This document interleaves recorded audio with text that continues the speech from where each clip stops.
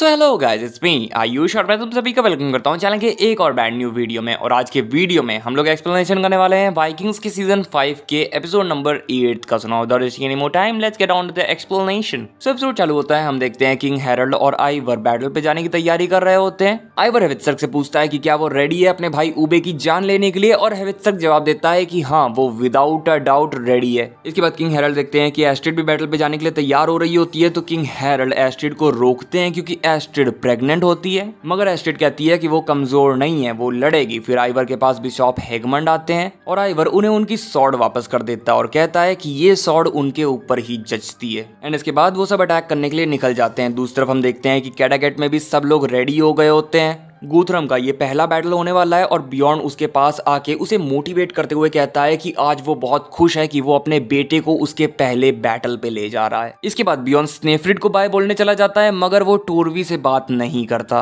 और टोरवी ने भी अब अपने फेट को एक्सेप्ट कर लिया होता है। फिर टोरवी अपने अदर बच्चों को मर्गत की केयर में छोड़ देती है एंड फिर कैडागेट की आर्मी भी बैटल लड़ने चली जाती है। इसके बाद सीन शिफ्ट होकर फ्लॉकी के ऊपर जाता है, जो कि उन सारे लोगों से बोलता है कि हमें यहाँ पे भगवान का टेम्पल बनाना चाहिए ताकि हम भगवान को थैंक्स बोल सके कि उन्होंने हमें ये अपॉर्चुनिटी दी, वो हमें यहाँ पे रहने दे रहे हैं। मगर सब लोग बोलने लगते हैं कि यार फ्लॉकी, हमने अभी तक खुद के घर नहीं बनाए हैं, हम टेम्पल कैसे बना सकते हैं। यहाँ पे सभी लोग फ्लॉकी को बोल रहे होते हैं कि फ्लॉकी ने उन्हें धोखा दिया है, धोखे से यहाँ पे ले आया है, यहाँ पे कोई भी क्रॉप्सेस नहीं उग पाएंगे और वो लोग जल्दी ही भूख के कारण यहाँ पे मर जाएंगे। मगर उन लोगों में सिर्फ दो ही लोग होते हैं जो कि फ्लॉकी के साइड होते हैं, फ्लॉकी को डिफेंड कर रहे होते हैं। पहला फ्लैट नोज और दूसरी उसकी बेटी एयूड। फ्लॉकी उन सबसे कहता है कि अगर उन लोगों को ये जगह पसंद नहीं आ रही है तो वो लोग वापस भी जा सकते हैं। मगर ईवनेट कहता है कि यही तो हम नहीं कर सकते क्योंकि तुम्हारे साथ आके हमने हमारी क्वीन लगारता और हमने हमारे घर कैडागेट को छोड़ दिया है और हम वापस नहीं जा सकते। जिसके बाद एयूड बोलती है कि अगर हम वापस नहीं जा सकते हैं तो हमें ना चाहते हुए भी एक दूसरे को टॉलरेट करना होगा और यहीं पे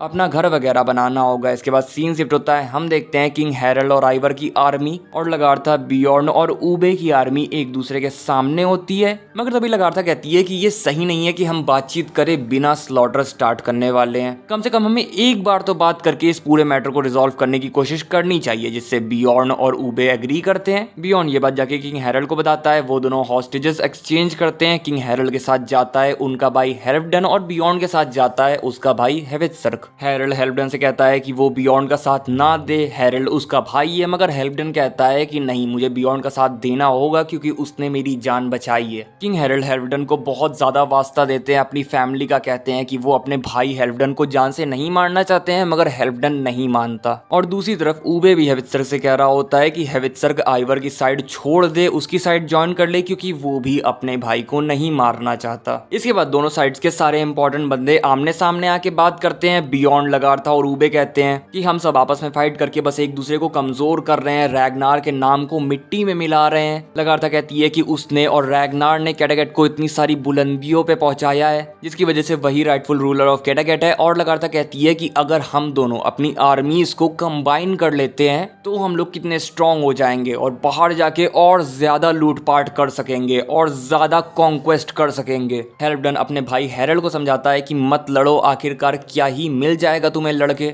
मगर किंग हैरल्ड जवाब देते हैं कि अरे बहुत कुछ मिल जाएगा मुझे लड़के। इसके बाद बियॉन्ड आइवर को समझाने की कोशिश करता है कि अगर आइवर अपने भाइयों के साथ नहीं लड़ेगा तो हम कोई समझौता कर सकते हैं और किंग हैरल्ड हमें नहीं रोक सकते। लगारथा और ऊबे भी आइवर को समझाते हैं कि आइवर ऐसा ना करे, रैगनार कभी ऐसा नहीं चाहता, आखिरकार हम सभी रैगनार की फैमिली ही तो हैं। जिसके बाद आइवर मान जाता है और कहता है कि वो कैडागेट के ऊपर अटैक नहीं करेगा और लगारथा कैडागेट को रख सकती है। इसके बाद सभी खुश हो जाते हैं, ड्रिंक करने लगते हैं कि तभी आइवर अपनी ड्रिंक को ऊबे के मुंह पे फेंक देता है और कहता है कि वो अपने प्रॉमिस को कभी ब्रेक नहीं करता। उसने प्रॉमिस किया था कि वो लगारथा की जान लेके रहेगा और वो लगारथा को मार के रहेगा। ऊबे कहता है ये सब पूरा वेस्ट ऑफ टाइम था। मगर आइवर उन लोगों को ऑफर देते हुए बोलता है कि अगर वो आज बैटल नहीं करते और ऐसे ही कैडागेट छोड़ के चले जाते हैं तो आइवर लगारथा को जान से नहीं मारेगा। ये सुन के ऊबे और बियॉन्ड गुस्सा हो जाते हैं, अपनी तलवार निकाल लेते हैं। जिसके बाद सभी अपने वेपन्स निकाल लेते हैं। मगर लगारथा ऊबे को रोकती और कहती है कि अभी नहीं फाइट करेंगे। जिसके बाद सभी वहां से जाने लगते हैं और किंग हेरल्ड हेल्पडन से कहते हैं कि क्या वो श्योर है कि वो बियॉन्ड के साइड से ही लड़ना चाहता है, और हेल्पडन जवाब देता है कि हाँ वो पूरा श्योर है कि वो बियॉन्ड के साइड से ही लड़ना चाहता है। जिसके बाद किंग हेरल्ड हेल्पडन से कहते हैं कि वही हेल्पडन की जान लेंगे। इसके बाद सीन शिफ्ट होकर वेसेक्स की तरफ जाता है, जहां एथेलवुल्फ अपने बेटे एथेलरेड को ट्रेनिंग दे रहा होता है और दूर से जूडिथ और एल्फ्रेड ये चीज देख रहे होते हैं। जूडिथ एल्फ्रेड से पूछती है कि लिंडास फार्म कैसा था, और एल्फ्रेड जूडिथ को बताता है कि वो इंप्रेस नहीं हुआ और उसने वहां के प्रीस्ट को ये सजेशन दिया कि उन्हें लैटिन के बजाय इंग्लिश में भी चीजें लिखनी चाहिए, मगर वहां का प्रीस्ट भी बाकी के अदर लोगों की तरह ओल्ड फैशन्ड है। वहां का प्रीस्ट सोचता है कि गॉड उन्हें वाइकिंग्स के अटैक से बचाएंगे। जूडिथ पूछती है कि फिर वो क्या करें, और एल्फ्रेड बताता है कि उन्हें वही करना चाहिए जो कि किंग एक्बर्ट ने कहा था, हमें अपनी नेवी बनानी चाहिए और हमें पानी में ही वाइकिंग्स से लड़ लेना चाहिए। जूडिथ बोलती है कि ये बात तुम्हें एथेलवुल्फ को बताना चाहिए, मगर एल्फ्रेड कहता है कि नहीं, एथेलवुल्फ तो अपने बेटे एथेलरेड को ग्रेट वॉरियर बनाने में बिजी है और ऊपर से वो भी ओल्ड फैशन्ड है। इसके बाद सीन सेट होकर फ्लॉकी के ऊपर जाता है, जहां पर टेंपल को बनाया जा रहा होता है, मगर इवनिड और उसकी फैमिली इन्वॉल्व नहीं हो रही होती। इसके बाद सीन सेट होकर बैटल ग्राउंड की तरफ जाता है, जहां दोनों आर्मीज वापस से एक दूसरे के सामने आ चुकी होती हैं। एंड आइवर किंग हेरल्ड से कह रहा होता है कि उसे लग रहा है कि शायद ये बियॉन्ड की चाल है और उसने अपनी एक काफी बड़ी आर्मी रिजर्व करके रखी है ताकि वो आर्मी हमारी बोट्स को जाके डिस्ट्रॉय कर सके जब हम लोग यहाँ पे फाइट कर रहे होंगे। फिर किंग हेरल्ड पूछते हैं तो फिर हमें क्या करना चाहिए, और आइवर कहता है कि मैं हमारी 1/3 ऑफ आर्मी को अपने साथ हमारी बोट्स के पास ले जाता हूँ। ये रिस्क होगा, मगर अगर हमारी सारी बोट्स डिस्ट्रॉय हो गई तो ये हमारे लिए एक काफी बड़ा वाला लॉस होगा,